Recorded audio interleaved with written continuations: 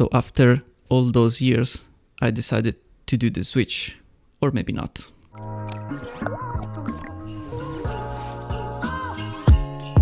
What's up guys, and welcome to my new video.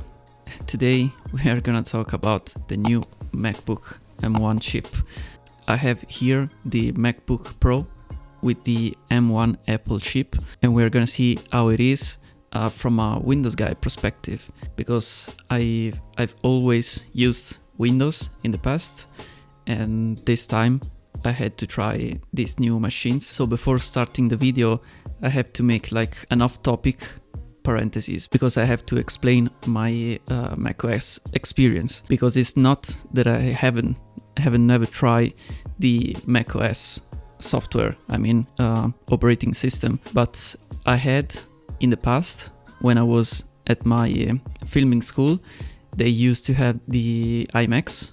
I think they were like 27 inches iMacs, so it was like 7 or 8 years ago, so I can't remember that perfectly, but I've used macOS in that case. We used those to edit our short films, and if I have to say the truth about the macOS, my macOS experience, it wasn't too good. I mean, we had those iMacs, as I said, they were not bad. I mean, for 7-8 years ago, they were good. I mean, they had like the quad-core processor from Intel, of course.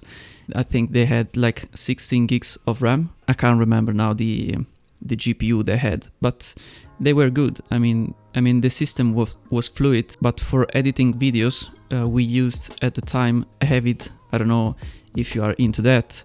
I never used Avid since then, so I actually use every time I have to edit some videos, I use Premiere Pro, or sometimes Appens, rarely. I use also DaVinci Resolve. Anyway, when we had to edit our videos on those iMacs, and we used to record everything with some non-professional cameras. We had I think it was the C100 from Canon, so yes, it was the Cinema series from Canon, but we recorded everything in 1080p, so at 25 frames per second. So the files were actually light files. I mean, and when we threw these files on that software, the system was very laggy every now and then. I mean, it wasn't unusable, but it was pretty tedious to work on those machines. I had to say that I had in my home one Windows PC that I had built, and it was like actually I spent like 400 maybe on that PC, and it was handling those files like very good. And I used Premiere Pro, that we all know that it's not very optimized for I think any system on this earth. And so that was it. I mean, so my experience with the macOS wasn't too good, and I couldn't understand, in fact, why those systems with macOS costs that much. So that was my end of the off topic. And now that I have looked so many videos on these new machines, that I decided to give like a second chance to Apple and macOS in particular. And so I decided to buy a MacBook, because also I needed some laptops to work, and so I decided to buy this one. And actually I wanted to buy the base model, so the MacBook Air, that one that here in Europe is like 1,200 euros, so it costs a little bit more than the one in the US. But instead of taking the MacBook Air, I decided to, I didn't decide to take the MacBook Pro, because on Amazon they had actually only this one. In like 2 minutes they have like two of this, and in 2 minutes they were like none. So I just had to take this if I wanted to try these new machines, and so I took it. And now I used this machine for more than a week, and in this video I'm gonna tell you my first impression from a Windows guy, of course, and I'm gonna tell you what I think on these new machines. So to start, I'm not gonna just tell you all the pros and the cons of this machine because I've used it for such a short time. So I'm just gonna tell you some things that have just impressed me on this machine. And the first thing that I'm gonna tell you is, of course, you already know that probably because you have seen, like me also, all the videos on the internet, on YouTube. And the first thing is the battery life on this device. I mean, the battery life, it's just impressive. It's very, very impressive. It's insane because in the first use of this laptop, I just recharged it from like 40%.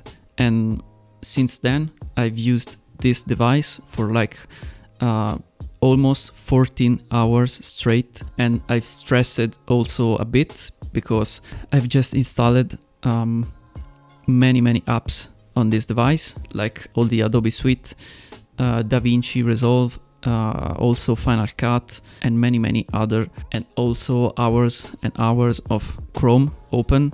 I didn't use Safari because I have to use Chrome because I have all my things on Chrome, so I'm used to use Chrome, and I know that Safari is very fast. It is because I've tried it and it's very fast, but I have to use Chrome because I'm just used to that. With also 4K videos on YouTube in playback, and also I had my external hard drive connected to it, and I was just browsing through my videos of this GH5S, so they were like 422 10-bit videos in 4K.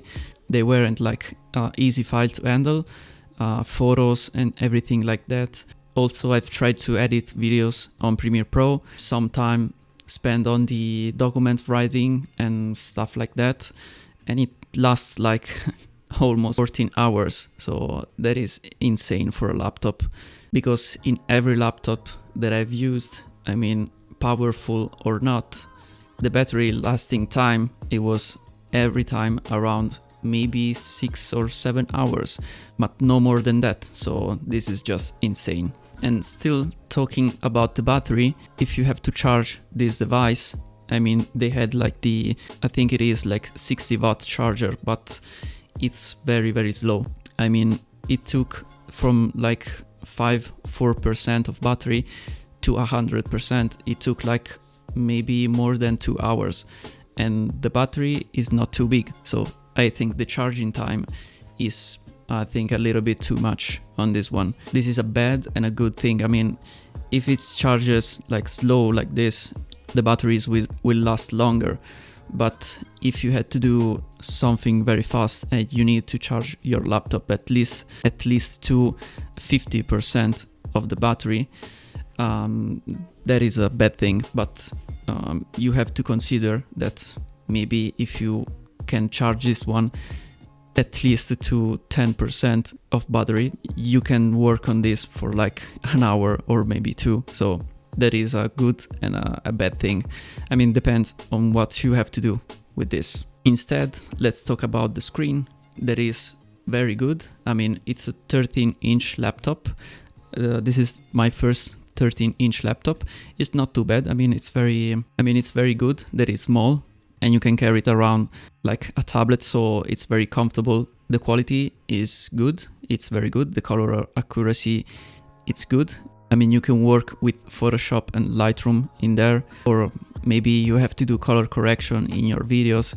If you can work on the 13-inch, the color accuracy is very good.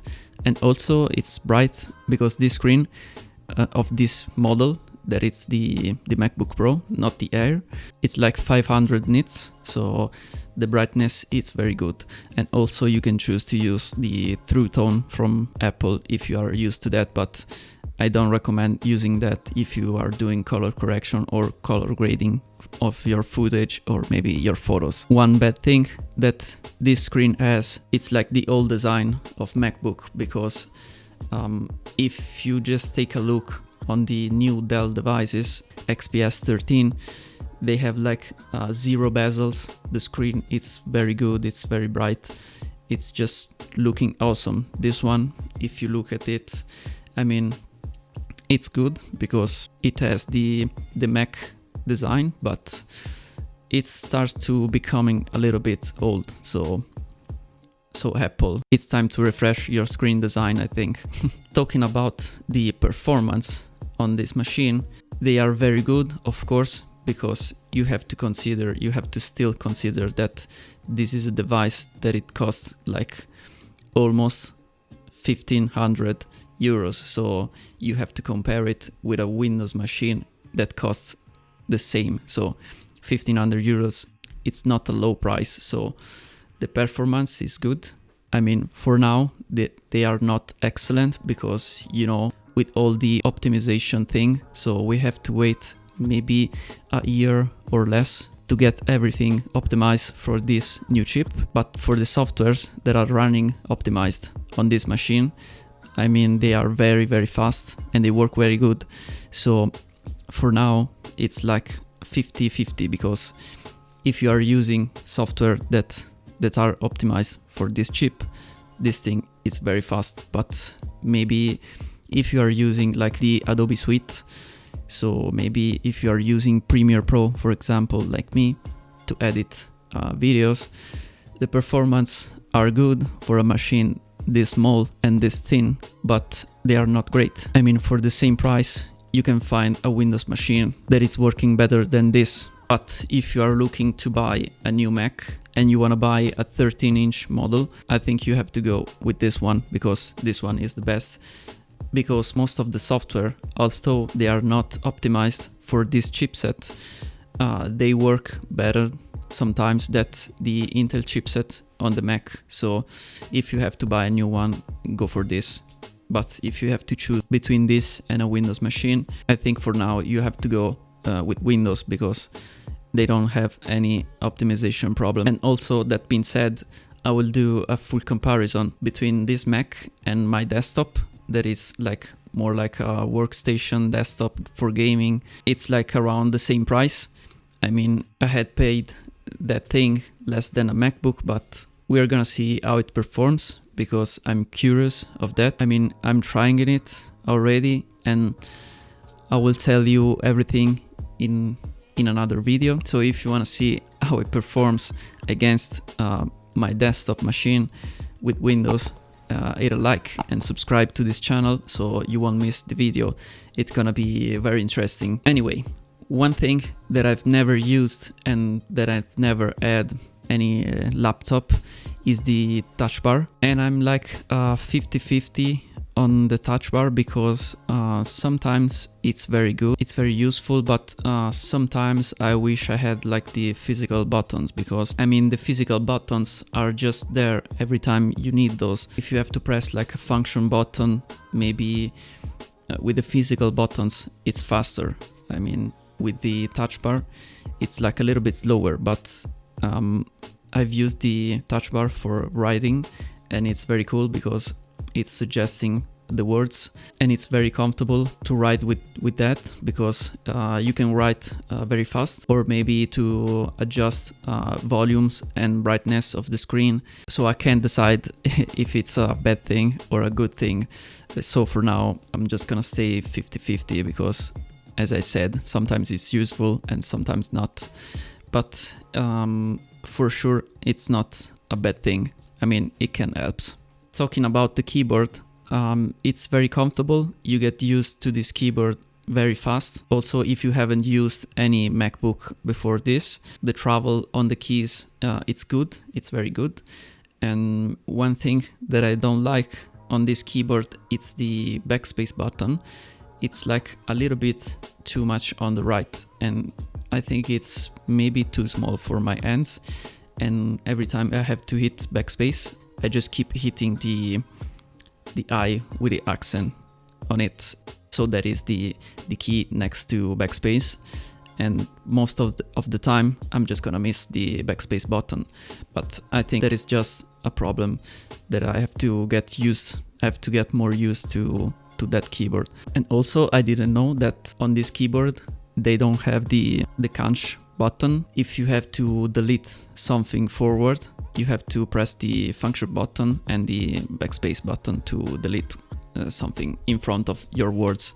And of course, the most uncomfortable thing that I have experienced on this keyboard, it's just the copy and paste because it's just too much uncomfortable to press the Command C and Command V to just copy and paste, because with my hands I'm just too much used to press Ctrl C and Ctrl V. So I think that is one thing that I'm never gonna get used to that. But I think if someone just switch from Mac to Windows, it's gonna tell the same thing. So it's just me that I always used Windows machines, so that is my problem. Talking about build quality, I mean, I don't have to tell you anything that you already didn't know on the build quality of MacBooks, because they are almost perfect. I mean, they don't flex, they don't do anything, they are just perfect, and I always liked the design of the MacBooks, so that is it. Also, one important thing, that this laptop is very, very quiet. I mean, it has a fan inside. This is probably the main difference between this one and the Air model, but you're never gonna ever hear something from this device. I mean, it has a fan, but you're not even hearing the fan spinning. So, and also I have to test it more, but it doesn't get too much hot. I mean, if you have to compare it between this and an Intel laptop, the differences are pretty big, because the Intel one, they are getting so much hotter and louder than this, that this one, you will think that this one doesn't have a fan inside. It's very silent, and for the majority of time it's still like maybe a little bit warmer under the keyboard, but it's not anything you have to worry about. So it's very cool and silent. Talking about the touchpad instead, it's very good. I mean, it's one of the biggest touchpad that they put on every laptop. The first time that I've used this bigger touchpad, it was on the Razer Blade that I had like last year. Since then I always wanted a big touchpad, because it's too good. I mean, if you have a laptop, it has to have the bigger touchpad, because you feel very comfortable to use the touchpad instead of a mouse. Maybe if you are on a trip or something and you don't have a mouse, it's very, very nice that you have this big touchpad. And also this one doesn't have like physical clicks. When you click the touchpad, there is like a small motors inside that vibrate your touchpad, and the feeling is like a real click, but it's not. And this thing doesn't bother me. In fact, I pretty much love it. And also it has the 3D touch, or I don't know how is it called now, but I don't know how to use it, and I never use it, so I don't know about that, but I can only tell that the touchpad, it's very good on this device. So I think that was pretty much it. Probably I have missed something to say about this new device, but if I have something more to tell you, I'm gonna do another video, maybe talking about something specific. And also don't forget that the next video is gonna be the full comparison between this machine and my desktop Windows machine. So it's gonna be really, really interesting. So I'm suggesting you to subscribe right now to this channel. And so that being said, if you have some question, just type it down below in the comment section. And if you liked this video and if you like this new machine, just hit a like button so you can let me know that you have liked this video and this kind of video. I'm gonna do more than 2 videos on this device because it's very interesting, and also they're gonna update the softwares and the system on these things, so I'm gonna keep you updated on everything that happens on these devices. So as I said before, if you haven't subscribed already, just consider subscribing so you will help this channel to grow. And I think that was it, so I will see you in my next video. See you guys. Bye.